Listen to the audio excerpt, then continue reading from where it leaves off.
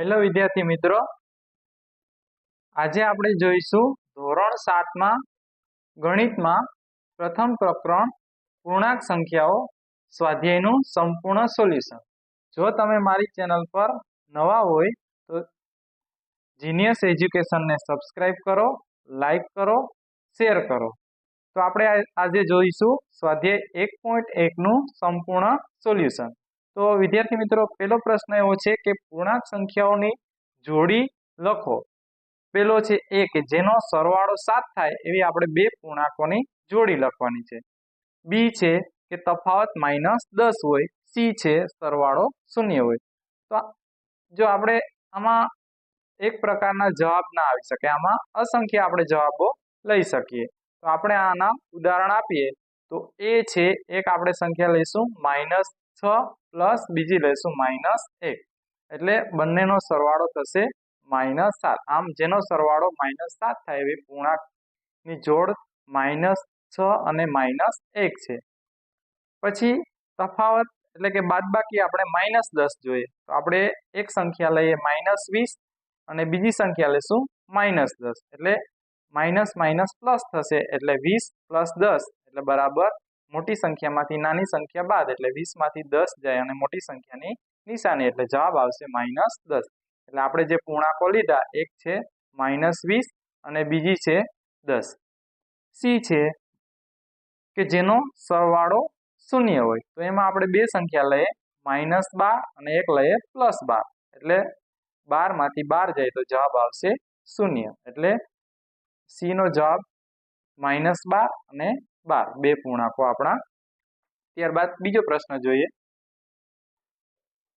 કે જેનો તફાવત 8 હોય તેવા ઋણ પૂર્ણાંકોની જોડી લખો। -11 બરાબર -3 + 11, એટલે કે 11 માંથી 3 જશે એટલે જવાબ આવશે 8। આમ આપણી જે પૂર્ણાંકોની જોડી છે એ બે સંખ્યા આવશે -3 અને -11, એવા બે ઋણ પૂર્ણાંકો છે કે જેમનો તફાવત છે એ 8 છે। વિદ્યાર્થી મિત્રો, તમે એવું નહીં કે આ જ સંખ્યા લઈ શકો, કોઈ પણ સંખ્યા લઈ શકો જેનો તફાવત છે એ 8 આવે, હવે આપણે ઋણ પૂર્ણાંકો લઈ શકીએ। બીજો બી છે -7 અને 2। આપણને પ્રશ્ન એવો પૂછ્યો કે જેનો સરવાળો -5 હોય એવા ઋણ પૂર્ણાંકો અને ધન પૂર્ણાંક લખો। એટલે કે એક ઋણ પૂર્ણાંક લખવાનો છે, એક ધન પૂર્ણાંક લખવાનો છે, એટલે આપણે ઋણ પૂર્ણાંક લઈએ -7 અને ધન પૂર્ણાંક લઈએ 2, એટલે 7 માંથી 2 જશે એટલે -5 આવશે। આમ આપણા એક ઋણ પૂર્ણાંક -7 આવશે અને ધન પૂર્ણાંક 2 છે, એવા બે પૂર્ણાંકોની જોડ છે। ત્યારબાદ સી જોઈએ કે જેનો તફાવત -3 હોય એવા ઋણ પૂર્ણાંક અને ધન પૂર્ણાંક લખો। હવે આપણે તફાવત -3 હોય એવો એક ઋણ પૂર્ણાંક જોઈએ અને એક ધન પૂર્ણાંક જોઈએ, તો આપણે ઋણ પૂર્ણાંક -1 લઈશું અને ધન પૂર્ણાંક છે 2 લઈએ।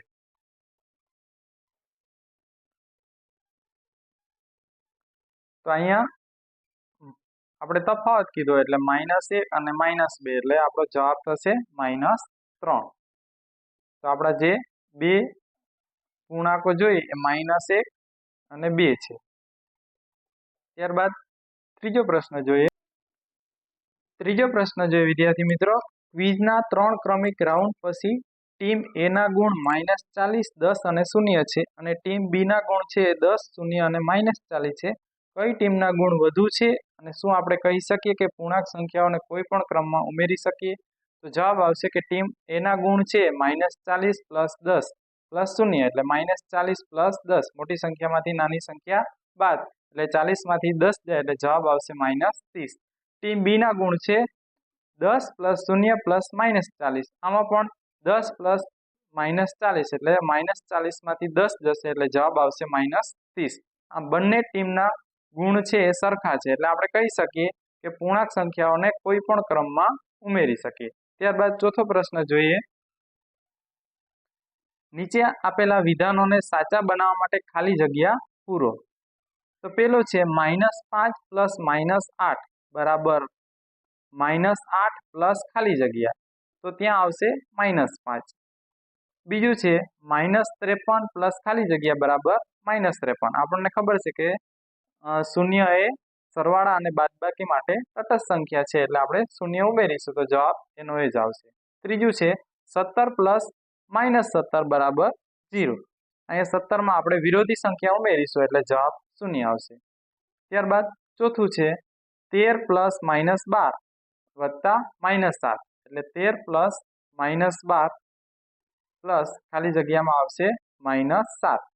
ત્યારબાદ પાંચમું છે -4 પ્લસ કૌંસમાં 15 પ્લસ -3 બરાબર -4 પ્લસ 15 પ્લસ ખાલી જગ્યામાં -3 આવશે અને પ્લસ 18. તો જીનિયસ એજ્યુકેશનને લાઈક કરો, સબસ્ક્રાઇબ કરો અને બેલ આઇકન પ્રેસ કરો જેથી આવનારા વિડીયોની નોટિફિકેશન તમને જલ્દી મળે. Thank you.